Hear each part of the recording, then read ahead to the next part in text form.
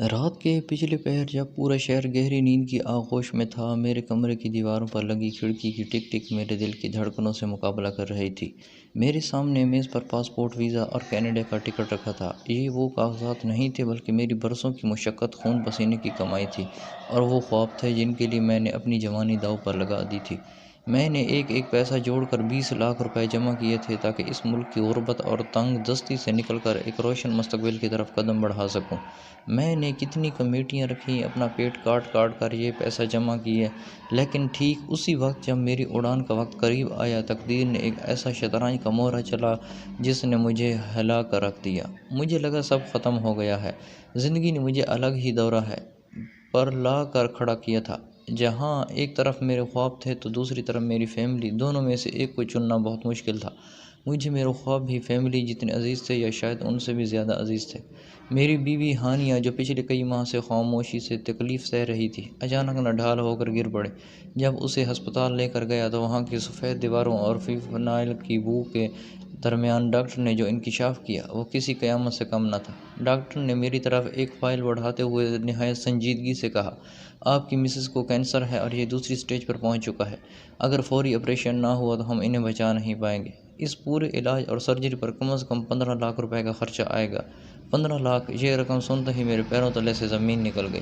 یہ وہی رقم تھی جو مجھے کینیڈا میں ایک نئی زندگی شروع کرنے کے لیے چاہیے تھی۔ ہسپتال کے برآمد میں کھڑے ہو کر میں نے اپنی زندگی کا سب سے کٹھن فیصلہ کرنا تھا۔ ایک طرف وہ عورت تھی جس نے تپتی دوپہروں میں میرے گھر کو ٹھنڈک دی، میرے بچوں کی پرورش کی اور ہر مشکل میں میرا ساتھ دیا، اور دوسری طرف میرا اس گندی گلی اور ٹوٹی ہوئی چھت سے نجات دلا سکتا تھا۔ میرے اندر ایک جنگ چھڑ گئی تھی۔ ایک آواز کہتی، پیسہ تو پھر بھی آ جائے گا، ہانیہ کو بچا لو، مگر دوسری طرف شیطان میری خود غرضی کو ہوا دے رہا تھا، اگر یہ پیسے ہانیہ پر لگا دیے اور وہ پھر بھی نہ بچی تو تم تہہ دست رہ جاؤ گے، نہ بیوی رہے گی نہ کینیڈا کا خواب۔ کیا تم ساری زندگی اسی قصبے میں گزارنا چاہتے ہو؟ میرے اندر عجیب جنگ چھڑ چکی تھی۔ میں نے ہانیہ کے کمرے میں جھانک کر دیکھا، وہ آکسیجن ماسک لگائے بے ہوش پڑی تھی۔ اس کے چہرے کی وہ رونق جو کبھی میرے گھر کا نور تھی، اب زرد پڑ چکی تھی۔ اسے دیکھ کر مجھے رحم آنے کی بجائے اکتاہٹ ہونے لگی۔ مجھے وہ ایک بوجھ محسوس ہونے لگی جو میری ترقی کی راہ میں رکاوٹ بن گئی تھی۔ میں نے اپنے معصوم بچوں علی اور سارہ کی طرف دیکھا جو اپنی ماں کے بیڈ کے پاس بیٹھے آنسو بہا رہے تھے۔ ان کے چھوٹے چھوٹے ہاتھ ہانیہ کے ٹھنڈے ہاتھوں کو سہلا رہے تھے، مگر میرے اندر انسانیت مر چکی تھی۔ میں نے سوچا کہ اگر میں یہاں رہا تو یہ 15 لاکھ روپے ہسپتال کی نذر ہو جائیں گے اور میں پھر سے صفر پر آ جاؤں گا۔ اس سے بہتر ہے کہ میں نکل جاؤں۔ میں نے خود کو تسلی دی کہ شاید میرے پیچھے کوئی معجزہ ہو جائے یا پھر یہ سب ختم ہو جائے۔ میں گھر واپس آیا، نہایت خاموشی سے اپنا بیگ اٹھایا، ہانیہ کے زیورات جو الماری میں رکھے تھے وہ بھی نکال لیے تاکہ کینیڈا میں کوئی تنگی نہ ہو۔ میں نے ایک بار بھی پیچھے مڑ کر ان خالی کمروں کو نہیں دیکھا جہاں میری زندگی کے 10 سال گزرے تھے۔ میں نے اپنے بچوں کو سوتا چھوڑا اور رات کے اندھیرے میں سائے کی طرح گھر سے نکل گیا۔ ٹیکسی میں بیٹھتے وقت میرے ہاتھ کانپ رہے تھے، مگر وہ خوف کے مارے نہیں بلکہ جوش کے مارے تھے کہ اب میں آزاد ہوں۔ ایئرپورٹ پہنچ کر جب میں نے جہاز میں قدم رکھا تو مجھے ایسا لگا جیسے میں نے ایک وسیدہ زندگی کو اتار کر پھینک دیا ہو۔ میں نے اپنا پرانا سم کارڈ نکال کر توڑ دیا تاکہ پاکستان سے کوئی بھی آواز مجھ تک نہ پہنچ سکے۔ میں نے سوچ لیا تھا کہ اب میرا ان سے کوئی واسطہ نہیں ہے۔ ہانیہ اگر مر بھی گئی تو 5 سال بعد جب میں واپس آؤں گا تو کوئی نئی زندگی شروع کر لوں گا۔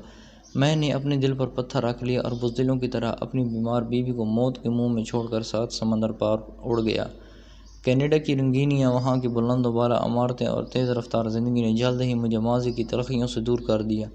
شروع میں ضمیر نے ایک دو بار جھنجھوڑا، جب کبھی رات کو نیند نہیں آتی تھی تو ہانیہ کی ہنسی میرے کانوں میں گونجتی تھی، لیکن پھر بینک میں بڑھتے ہوئے ڈالرز نے اس آواز کو دبا دیا۔ میں نے وہاں ایک نئی شناخت بنائی، عیش و عشرت میں دن گزارے اور یہ فرض کر لیا کہ میرے پیچھے میرا خاندان اب قصہ بحرینیہ بن چکا ہوگا۔ 5 سال کا عرصہ یوں ہی گزر گیا جیسے پلک جھپکنا ہو۔ ان 5 سالوں میں میں نے کبھی مڑ کر یہ جاننے کی کوشش نہیں کی کہ ہانیہ زندہ ہے یا مٹی تلے سو رہی ہے، لیکن جب دولت کی ہوس پوری ہو گئی اور دل دنیا سے بھر گیا تو ایک انجانی سی کھچاوٹ نے مجھے پھر اسی گلی کی طرف مائل کیا جسے میں 5 سال پہلے ادھورا چھوڑ آیا تھا۔ میں یہ دیکھنے کے لیے بے تاب تھا کہ اب وہاں کیا ہے۔ کیا میرا وہ چھوٹا سا گھر کھنڈر بن چکا ہے یا وہاں کوئی اور بس گیا ہے؟ میں نے واپسی کا ٹکٹ کٹایا اور 5 سال بعد دوبارہ اپنے وطن کی مٹی پر اترا۔ جب میری ٹیکسی اس پرانی گلی میں مڑی تو میرا دل ایک عجیب سے خوف اور اشتیاق سے دھڑک رہا تھا۔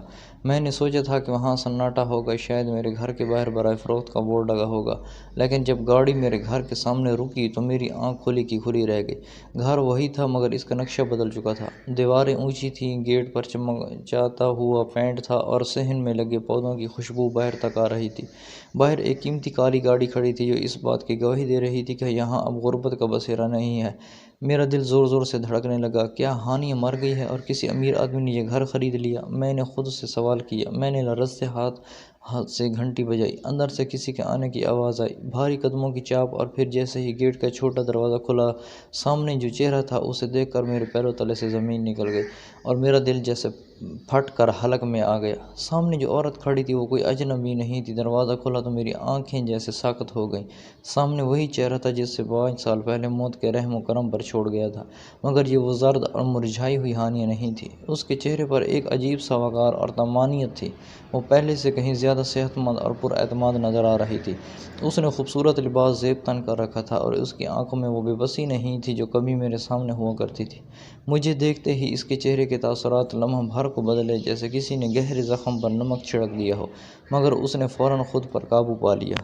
اس کی خاموشی مجھے کاٹ رہی تھی۔ میں جو کینیڈا سے ہزاروں ڈالر کما کر لایا تھا اور خود کو بہت بڑا انسان سمجھ رہا تھا، اس کے سامنے ایک حقیر بھکاری کی طرح کھڑا کانپ رہا تھا۔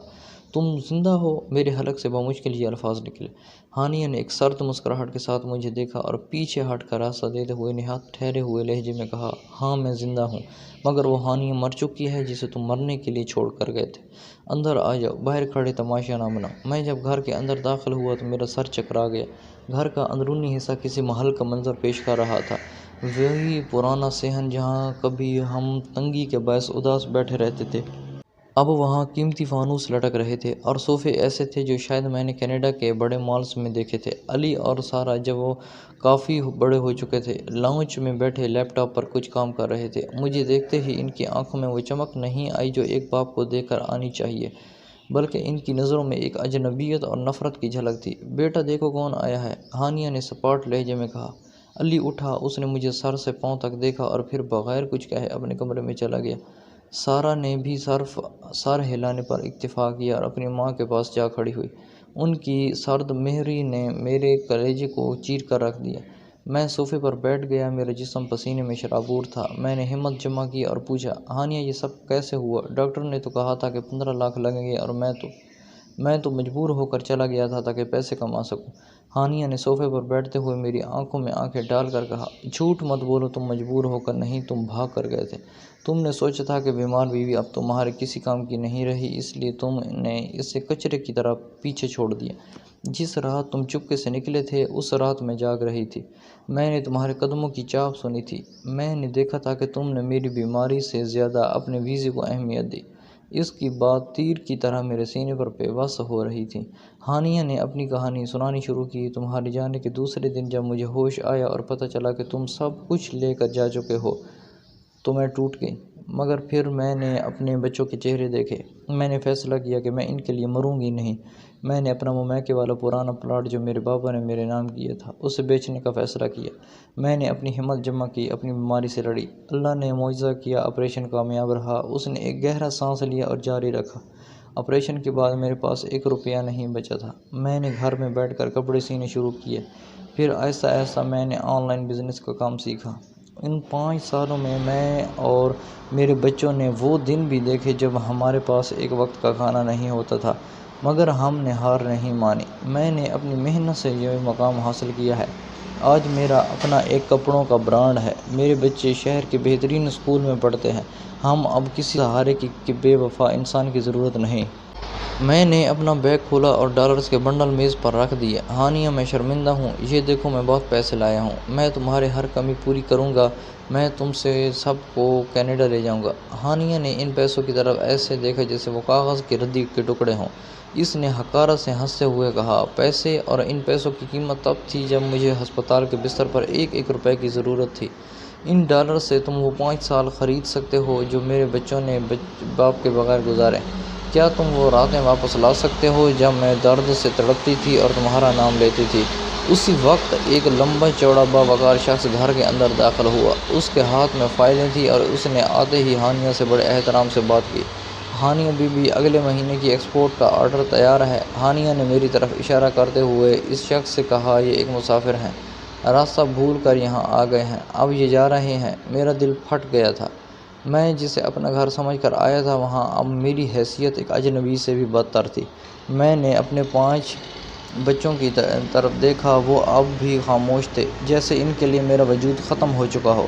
میں نے سوچا تھا کہ میں کینیڈا میں عیش کر رہا ہوں، مگر اصل میں تو میں سب کچھ کھو چکا ہوں۔ ہانیہ کی کامیابی، بچوں کی نفرت اور اس گھر کی خوشحالی مجھے چیخ چیخ کر بتا رہی تھی کہ میں نے کتنا بڑا جوہرا تھا۔ میں نے خاموشی سے اٹھا، اپنی ڈرس اٹھائے اور لڑکھڑاتے قدموں سے گیٹ کی طرف بڑھا۔ میری چال میں تھکن تھی، کسی ہارے ہوئے جواری کی طرح۔ میری غلطی تھی کہ میں نے اپنی بیوی بچوں کو بے سہارا دنیا کے رحم و کرم پر چھوڑ دیا تھا۔ میری بیوی نے ہی دکھ سکھ میں، برے وقت میں میرا ساتھ دیا، مگر میں نے بدلے میں اس سے بے وفائی کی، اور آج اس لیے میں تنہا تھا۔ آپ کو آج کی ہماری یہ کہانی کیسی لگی کمنٹ سیکشن میں لازمی بتائیں، اور اگر اچھی لگی تو ویڈیو کو لائک ضرور کریں، چینل پر نئے ہیں تو سبسکرائب کر دیں۔ ملتے ہیں اگلی ویڈیو میں، اللہ حافظ۔